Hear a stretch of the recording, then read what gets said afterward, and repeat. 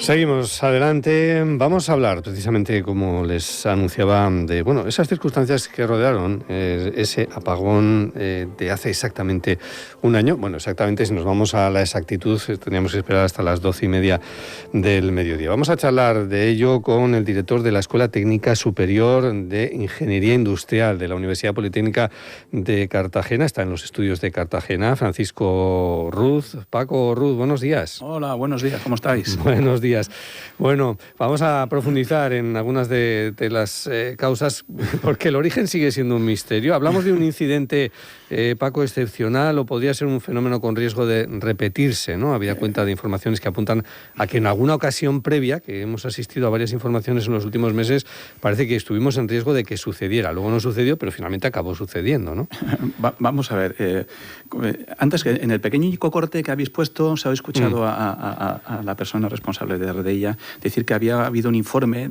Ha habido un informe nuevo del 20 de marzo donde explica absolutamente todo. Son 400 y pico páginas.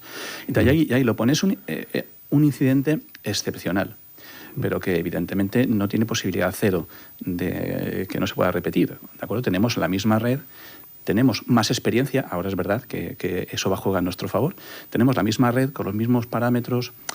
Entonces, hay posibilidad, pero yo creo que está reducida. La gente sabe lo que tiene que hacer, por la experiencia, porque mucha de esta gestión y muchos de estos parámetros que regulan la gestión del sistema eléctrico, evidentemente se basan en la experiencia. Y nosotros estamos con un sistema en el que está cambiando muchísimo y la experiencia es complicado obtenerla. O sea, se han dado, como dicen, muchas cosas. Unas se podrían haber hecho mejor de antemano, otras no. O sea, es verdad que es un problema complejo. Yo creo que no se repetirá, pero puede darse. Puede darse. Podemos explicar de forma sencilla, sin entrar en muchos tecnicismos, ¿no? ¿Qué es lo que ocurrió? Hoy las informaciones hablan de una sobretensión, ¿no? Sí. Primero, me gustaría rápidamente. Hay una situación inicial, ¿vale? Hay digamos que un clima que favorece la producción de energía eléctrica mediante las renovables. Entonces, en cierta parte de nuestro país, en el sudoeste, digamos que hay 2 veces más generación por renovables de la potencia que se consume, con lo cual eso hace que pues haya ciertos flujos que hay que evacuar y se empiezan a producir en Europa inestabilidades. Y reaccionan como deben de reaccionar, pues reduciendo lo que, digamos, que cogen de nuestro país. Con lo cual, como dice ahí, ya empieza un poquito a elevarse la tensión siempre dentro de unos rangos, ¿vale? Esa es la situación inicial. Y luego también tenemos unos procedimientos de trabajo que son los que son, ¿de acuerdo? Que no nos lo podemos saltar, sino que son los que son y a los que hay que atender. Esa es la parte inicial. Luego, pues, ¿qué sucedió? Pues lo que tú has comentado. No es una sobretensión, sino una cadena de eventos que nos lleva a distintas sobretensiones hasta que pasamos el límite, ¿no? Pues se desconectan unas generaciones renovables, digamos que perdemos no solo la generación de potencia activa, que es de lo que sacamos rendimiento, por así decirlo, sino capacidad de consumir reactiva, que también nos limita la tensión. En cadena se producen otros saltos en transformadores y en sistemas de generación. Y para que te hagas una idea, en el ratico en el que estamos hablando, o menos, se desconecta una potencia similar a las que produciría la central nuclear de Cofrentes, trabajando al 100%, en 1 minuto 12 segundos. Claro, eso es un tiempo de reacción mínimo. Hay unos procesos que sí que se hacen manualmente, que no quiero decir que alguien vaya allí a activarlos con una palanca, no, sino que hay una toma de decisión humana que evidentemente tarda unos segundos en tomar, ¿vale? Y eso lo que lleva es a desconexiones rápidas, porque no se pueden tomar esas decisiones lentas, ¿no? Más lentas, ¿no? Y llega un momento, ¿por qué se produce al final el blackout? Porque hay un momento en el que el sistema se protege. Hay unas acciones de protección del sistema eléctrico que ya dicen, ya no podemos volver a la situación inicial, ahora hay que desconectar para que no haya daños en las infraestructuras y para que la reconexión sea lo más segura posible. O sea, ya dices, ya no puedo arreglar las cosas, voy a desconectar el sistema eléctrico, primero para que no haya problemas con la infraestructura y segundo para dejarlo de la mejor manera posible para reconectar. ¿De acuerdo? Eso es lo que más o menos lo que sucedió. Bueno, pero el origen sigue sin conocerse, ¿no? De todo esto, porque al final las compañías eléctricas y la distribuidora de la red, ¿no? La red de Redella se echan la culpa unos a otros. Dicen, no, fuisteis vosotros los que provocasteis la sobretensión. Y dicen, no, nosotros no fuimos, fuiste tú, que eres la que tienes los postes y que distribuyes la electricidad, ¿no? Bueno, es verdad, quizás no sea tampoco así. Es verdad que también está en el informe que quizás teníamos, quizás no, teníamos menos energía rodante, que se llama, menos generación rodante, de la que solemos tener preparada para hacer frente a este tipo de eventos, ¿no? Por decir una cifra que no es la que pone por ahí, pero si normalmente tenemos 10 generadores con capacidad de reserva en giro, pues por ejemplo ese día podíamos tener 9. Pero sí que teníamos, se supone, que la capacidad de respuesta necesaria. También se ha visto que algunos generadores no cumplían con el procedimiento de operación que implica la regulación de tensión. Pero es que, claro, esto también es un poco... Digamos que ese procedimiento dice que tiene que estar cumpliendo con lo que se le exige en el 75% de las mediciones que se realizan. Y las mediciones se realizan cada 5 minutos. Y el proceso del blackout tardó 2-3 minutos. O sea, es que estamos jugando con tiempos distintos. La normativa tampoco parece ser preparada para poder hacer este tipo de regulación en lo que es un régimen dinámico, sino que piensa más en el tipo de generación que solía tener y en un régimen pues, que tarda un tiempo más, porque precisamente esa inercia nos daba esos segundos o ese tiempo que necesitábamos para poderlo regular todo. O sea que hay cosas que evidentemente no cuadraban. Y también dicen los expertos en este informe que alguna protección se podía haber regulado de una forma distinta. Pero claro, eso es, como decimos, ¿no? Efectivamente, a todo pasado, ¿de acuerdo? Claro. Tenemos una infraestructura de transporte de energía eléctrica moderna, sí, adecuada para atender los nuevos mix de energía, porque una de las cosas que se puso sobre la mesa, luego se ha desmentido insistentemente, era que no estaba el sistema preparado como para poder, digamos, gestionar tal producción de energía renovable. Sí, el sistema está preparado y el sistema es seguro. ¿Qué quiere decir? Cuando hablamos de ingeniería, ¿qué quiere decir que el sistema es seguro? Pues que el sistema hace bien aquello para lo que está programado, ¿de acuerdo? Y desde ese punto de vista nuestra infraestructura funciona bien, es segura. Es verdad que igual esa programación que he comentado que tenemos que hacer, pues hay que revisarla en torno o en base a la experiencia que estamos adquiriendo. De hecho, una de las conclusiones del informe dice no hay, como han comentado antes, no hay una sola causa, pero sí que hay recomendaciones claras, que además hay soluciones que ya son técnicamente posibles, o sea que no necesitamos técnicamente nada más, sino aprender de la experiencia y hacer que lo que se encadenó no se vuelva a desencadenar. ¿Estamos preparados para atender los servicios esenciales caso de una nueva crisis? Entonces sí, ¿no? Sí, evidentemente, claro. Esto, a fin de cuentas, es una cuestión estadística. Siempre puede haber un caso para el que no estemos preparados, por supuesto, pero cuantos menos casos haya, pues muchísimo mejor. Pero sí, somos capaces de atender esas necesidades. Hay una cuestión que esta mañana ya abordábamos con un experto, en este caso de gestión de lo que es la factura de la luz, que poníamos en evidencia algo de que los ciudadanos, ahora con estas medidas fiscales que ha adoptado el gobierno no lo estamos notando en el recibo de la luz, pero estamos asumiendo un coste que se calcula de unos 660 millones de euros al año todos los ciudadanos, porque esto supone el extra del gasto que tenemos que hacer en producción de energía eléctrica, activando plantas de ciclo combinado para dar seguridad al sistema. Porque si no las tenemos activadas, pues parece como que el sistema ya no es tan seguro. ¿Cómo podemos explicar esto? Vale, pues yo creo que es tremendamente sencillo. Yo creo que hay... igual tenemos que ir a símiles que no son exactamente iguales, ¿de acuerdo? Pero ¿por qué tengo que tener yo en mi casa un sobrecoste en seguridad? Cuando no debería haber problemas, pero lo asumo. ¿Por qué? Porque las circunstancias no son ideales, porque tenemos que hacer un proceso de mejora en el cual...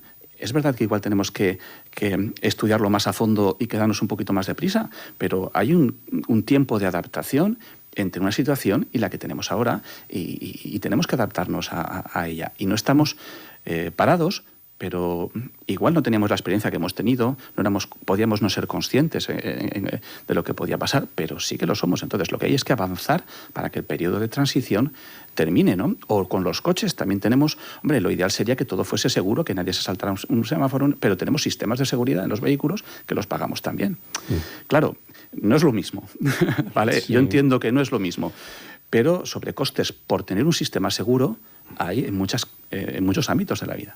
Pero eso lo vamos a tener siempre, entonces. No, vamos a tener no. que tener esas plantas de ciclo combinado siempre funcionando a determinado volumen para que aporten esa energía al mix para darle seguridad, ¿o esto desaparecerá algún día? Yo no sé si desaparecerá o no desaparecerá. Posiblemente se reduzca con el tiempo, ¿de acuerdo? Pero para eso necesitamos también otros actores que se desarrollen. Si tuviéramos buenos sistemas de almacenamiento de energía que pudieran actuar rápido, que no los tenemos, los únicos que tenemos ahora realmente que puedan aportarnos seguridad, pues son estas estaciones de bombeo.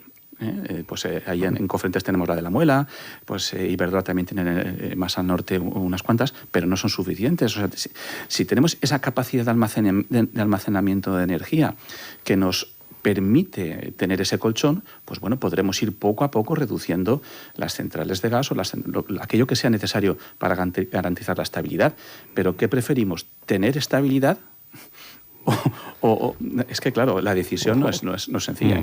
O arriesgarnos a tener de nuevo un disgusto. Seguimos charlando con Francisco Ruz, él es el director, recordemos, de la Escuela Técnica Superior de Ingenieros Industriales de Ingeniería Industrial de la Universidad Politécnica de Cartagena. Francisco, casi de pasada, casi la llegas a mencionar. Hablábamos de la energía nuclear. Hay quien sostiene que cerrar, según ha programado el Gobierno, las centrales nucleares, sin tener resuelto todo este tema de la seguridad en el sistema, podría introducir un elemento más de incertidumbre, un elemento más de volatilidad de lo que es la gestión del suministro eléctrico en este país. Mira, pues desde mi punto de vista sí. La energía nuclear tiene una característica y es que nos permite trabajar con un sistema muy estable, muy plano y puede generar, digamos que una energía de fondo constante sobre la cual montar un sistema, ¿no? Antes hemos hablado de las centrales de gas. Las centrales de gas tampoco están diseñadas para estar arrancando y frenando como las estamos teniendo ahora.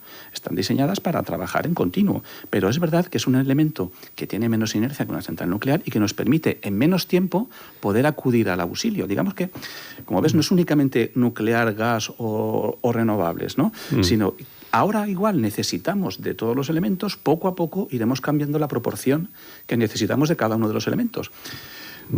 Yo no sé si al final terminaremos con una energía únicamente de renovables. Es muy volátil, ¿de acuerdo? Sí que tendremos que tener unos elementos muy buenos de almacenamiento, pero evidentemente hay que tener un proceso en el que se unen economía e ingeniería, ¿de acuerdo? Porque las dos cosas están incidiendo para tener un sistema lo más eficiente económicamente y lo más seguro, por supuesto, también. Te has anticipado en tu respuesta a una de las cuestiones que quería plantearte, Paco, y es, que no sé si da la sensación de que la transición energética hacia las renovables hace, pues eso, que el sistema aparezca como más endeble, menos seguro, ¿no? Hombre, todo aquello que no podemos controlar nos da sensación de inseguridad y es realmente tiene más incertidumbre. Nosotros no manejamos el viento, nosotros no manejamos el sol. Y eso hay que ser consciente. Yo, hace unos años era profesor de una asignatura que se llama Generación Distribuida, que trata precisamente sobre estos temas. Y hace tiempo pues tenía unos registros de una empresa alemana en los que, de repente hubo 10 días en los que el viento no sopló y nadie había previsto esa cuestión. Claro, es volátil. Nosotros, además, fíjate ahora con las cuestiones de cambio climático, con esta variabilidad que tenemos en el tiempo, es más impredecible todavía. Es que eso es inherente al tipo de energía que es, ¿no? Entonces eso no lo podemos evitar. Lo que tenemos que ver es cómo se mitiga esa esa imprevisibilidad, ¿no? Porque la imprevisibilidad no podemos cambiarla. ¿Existiría un porcentaje ideal de generación de energía eléctrica entre renovables, energía atómica, ciclo combinado? Me refiero a las renovables también con una reflexión que a veces, cuando hablamos de este tipo de energías, siempre se nos va, nos lleva la cabeza siempre a pensar en la energía fotovoltaica o la energía del viento, pero tenemos una energía muy clásica en nuestro país de generación de renovable, como es la energía hidroeléctrica, ¿no? La hidráulica. Claro. Estas 3 energías renovables, ¿en qué porcentaje, cuál sería el porcentaje ideal? Hay que defender, tenemos que llegar al 100%, ¿no?, de energía renovable. No, qué pregunta. Esa pregunta, no sé, la verdad es que no soy capaz de ponerle unos números. Hombre, yo vuelvo a repetir, también es verdad que igual esta cuestión a veces es local. Hay zonas en las que sí que puedes tener más disponibilidad de una energía, por ejemplo, como has dicho, hidroeléctrica o incluso geotérmica. En esas zonas, pues oye, igual puedes tener más energías renovables. Hay zonas que sí que tienes que tirar más, como la nuestra, que tienes que tirar más del sol. Ahí, pues oye, tienes que tener un respaldo. O sea, que igual no es una cuestión global, sino que es una cuestión más de determinadas zonas en determinados momentos, ¿no?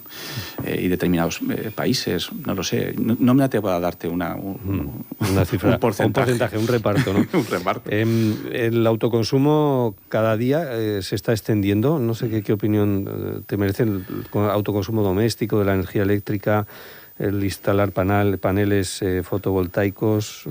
¿Se puede llegar a desconectarse completamente de la red, ser completamente autónomo con los actuales sistemas de almacenaje? Hombre, poderse se puede. De acuerdo, es cuestión de inversión, eso está claro. Siempre tienes un riesgo de no conectarte a la red eléctrica, pues que los eventos desfavorables duren más de lo previsto. ¿Vale? Hombre, yo veo muy bien el autoconsumo, por supuesto, aquel que tenga la opción técnica de instalarse unos paneles fotovoltaicos o un pequeño sistema de aerogeneración y pueda producir su propia energía, pues oye, lo veo fenomenal.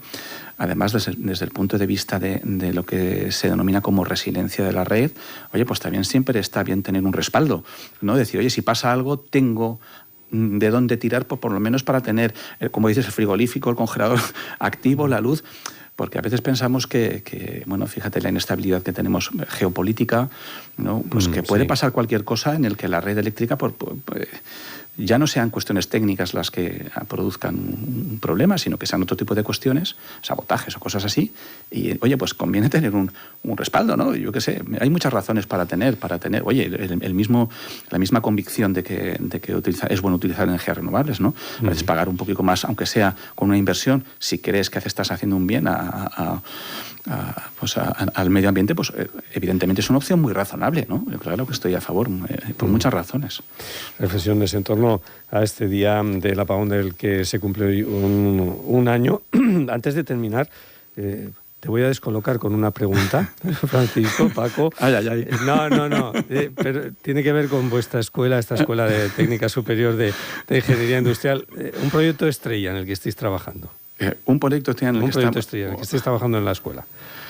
Bueno, vamos a ver. En la escuela tenemos trabajando gente en muchos proyectos que son importantes. Hay mucha gente que está trabajando, por ejemplo, en cuestiones de energías renovables, pero a muchos niveles, ¿de acuerdo? No me atrevo a decir uno porque si digo uno luego me dirán, oye, ¿por qué no has dicho el mío? Aquí hay que ser muy políticamente correcto también.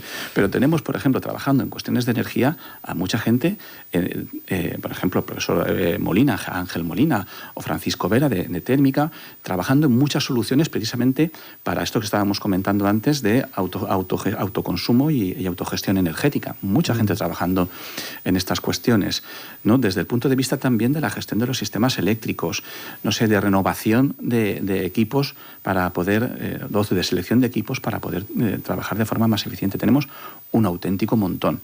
Estrellas, para mí, estrella Esto ya son todos, ¿no? Como director de industriales, básicamente me ocupo de lo que es la gestión de docente, pero todo el mundo aporta en la medida de sus posibilidades. Ahora también tenemos muchos proyectos que van por la parte de la biomedicina, ¿no? También hay muchas colaboraciones en ese aspecto. Y la universidad está captando profesionales con alto prestigio para que nos ayuden a hacer todavía la bola más grande y poder tener una masa crítica mayor de investigadores en estos temas que son concretos. Pero fíjate que te he mencionado dos temas que son muy sensibles socialmente, tanto la energía como la ingeniería biomédica, ¿no? Porque es verdad que como la sociedad cada vez ve más que la ingeniería es muy importante para la sociedad y que hace mucho bien para la sociedad, pues vamos a ir como cohetes, a mejor. De eso hablaremos un día más en detalle, del funcionamiento de los proyectos de la Escuela Técnica Superior de Ingeniería Industrial de la Universidad Politécnica de Cartagena con su director. Hemos charlado hoy. Francisco Ruiz, un placer tenerte, Francisco Ruiz. No te preocupes, es muy cómodo. En Cartagena, Francisco Ruiz. Muchísimas gracias a vosotros por la invitación y a vuestra disposición para cuando vosotros queráis. Un abrazo, Paco.